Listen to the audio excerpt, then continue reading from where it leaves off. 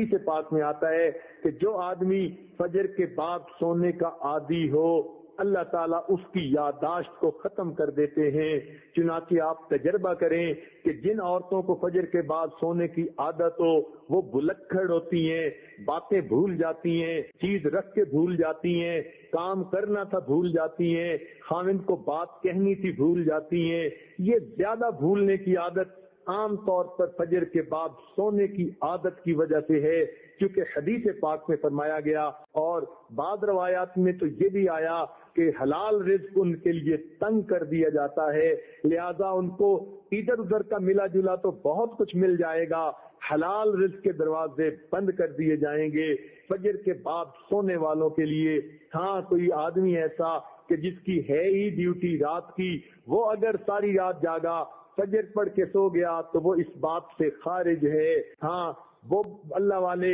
جو راتوں کو جاگتے ہیں وہ عام طور پر اشراق کی نماز کے بعد پھر تھوڑی دیر آرام کرتے ہیں۔ اشراق کے بعد سونا بالکل ٹھیک ہے، بزرگوں کی عادت رہی ہے، مگر فجر اور اشراق کے درمیان حد الوسع نہیں سونا چاہیے، سوائے اس کے کہ رات کا حصہ انسان اتنا جاگے کہ اب یہ سوچے کہ نہیں سوؤں گا تو سارا دن مجھے کام کرنے کے اندر رکاوٹ ہوگی، پھر اس کی اجازت ہے۔ عام عادت نہیں بنانی چاہیے۔ دیکھا یہ گیا ہے کہ جن گھروں کے اندر کچھ کھانا پینا ہوتا ہے اللہ تعالیٰ نے دیا ہوا تو وہاں پر صبح کے وقت اسی طرح سوئے پڑے ہوتے ہیں، بلکہ موہے پڑے ہوتے ہیں، پورا گھر قبرستان کی طرح لگ رہا ہوتا ہے کہ سورج نکل چکا اور گھر کے لوگ جاگ بھی نہیں رہے ہوتے۔ اس لیے کفر کی دنیا میں صبح کا ناشتہ سیریل کا انہوں نے بنا لیا، نہ کچھ پکانا پڑے اور نہ کچھ تردد کرنا پڑے، بیوی اپنے وقت پہ جاگے،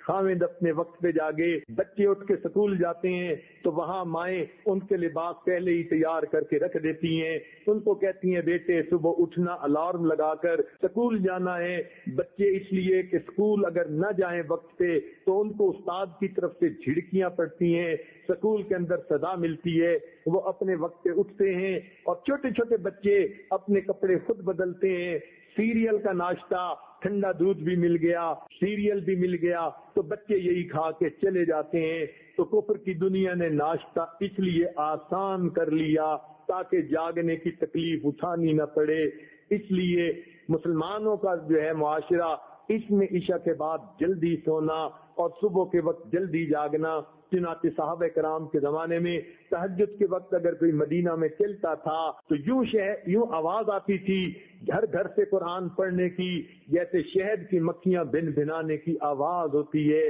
اس لیے ہمیں چاہیے ہم صبح کے وقت اٹھیں، عورتیں صبح کے وقت اٹھ کر نماز پڑھیں، اگر تہجد پڑھیں تو کیا ہی بات ہے، قرآن کی تلاوت کریں، درود شریف پڑھیں، استغفار پڑھیں۔ صبح کے وقت گھر کے اندر عبادت کا کرنا پورے دن کو جو ہے اپنے جو ہے عبادت جو ہے منور بنا دیتا ہے۔ بلکہ ہم نے تو بعض بزرگوں کا یہ عمل بھی دیکھا، وہ فرماتے ہیں کہ جس آدمی کی فجر کی نماز قضا ہوتی ہے وہ آدمی کا دن زندگی کا منحوس دن ہوا کرتا ہے۔ چنانچہ ایک آدمی نے قسم اٹھا لی کہ میں اپنی بیوی کو منحوس دن طلاق دوں گا۔ اب اسے سمجھ نہیں آتی تھی کہ میں قسم تو اٹھا بیٹھا، منحوس دن کون سا ہے؟ کسی فقیہ کے پاس گیا، انہوں نے فرمایا جس دن تمہاری فجر کی نماز قضا ہو جائے وہ تمہاری زندگی کا منحوس ترین دن ہے، تم اس دن یہ کام کر گزرتے ہو۔ آج ایسے بزرگوں کو بھی دیکھا کہ جو وقت کے حاکم تھے